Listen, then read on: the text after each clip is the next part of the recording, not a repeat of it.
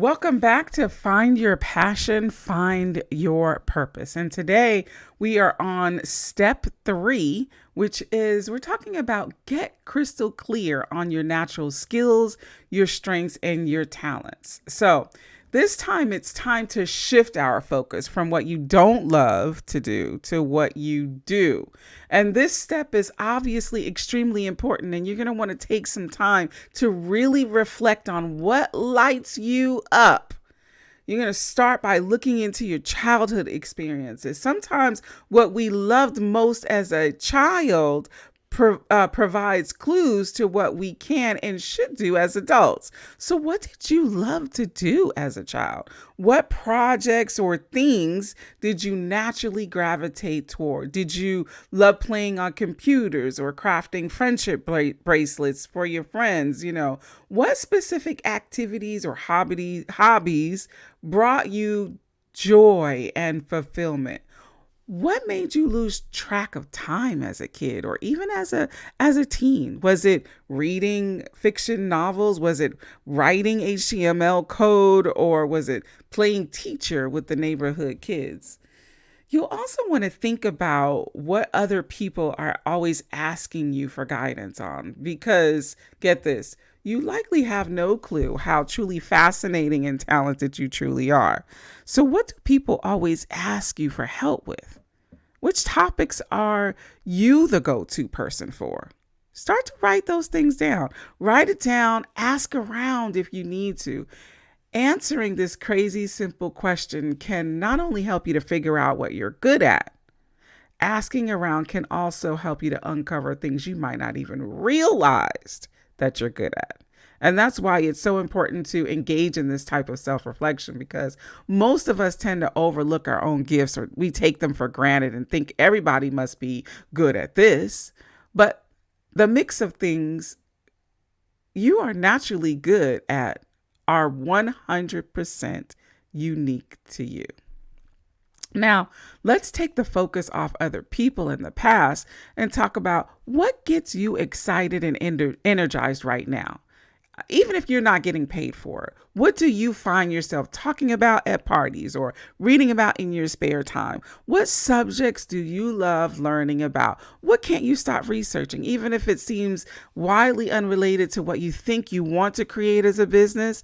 It can be anything from baking to coding to social justice to yoga. Anything goes. Okay. Let's also talk about hobbies. What do you love doing in your free time? What are your hobbies? What are the groups that you belong to? What do you turn to when you finally have a moment to yourself? What specific activities or topics get your heart pumping or get your creativity flowing? Then also, let's talk about your innate skills and talents. What comes natural to you? What do you naturally excel at? Like communication, writing, art, leadership, problem solving. Those are just a few examples, but what are you just good at? What activities do you not have to work hard at doing?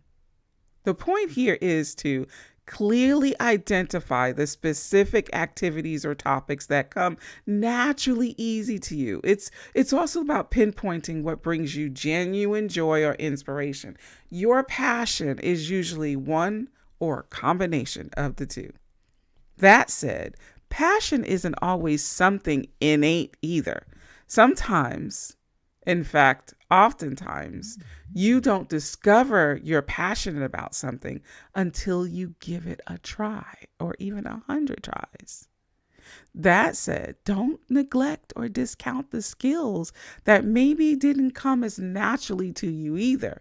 You can definitely be passionate about something that doesn't come 100% natural to you.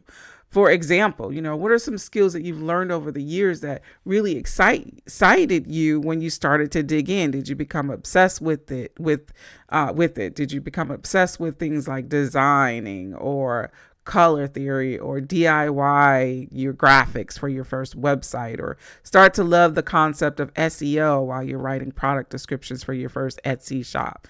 I didn't realize I had a passion for websites until I actually did one. So Go ahead and answer the questions in your head now, or use your workbook to just follow along, write them down. There's also more there to even, dig even deeper.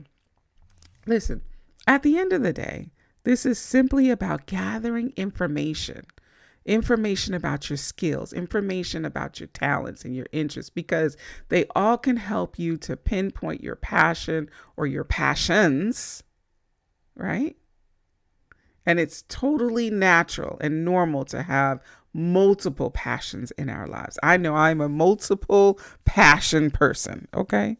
And regardless of whether we decide to zero in on one passion and create a business around that, or we don't want to develop, or we want to develop an out of the box business that infuses multiple passions, you have to know what your passions are to get started. And that's exactly what we're doing in this step. And so once you do, you're going to be better equipped to build a business that aligns with either what you naturally love or what you're naturally great at.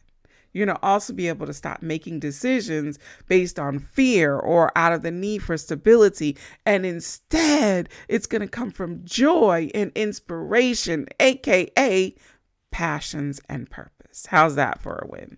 So go ahead and dig into your strengths, your talents, and the things you love.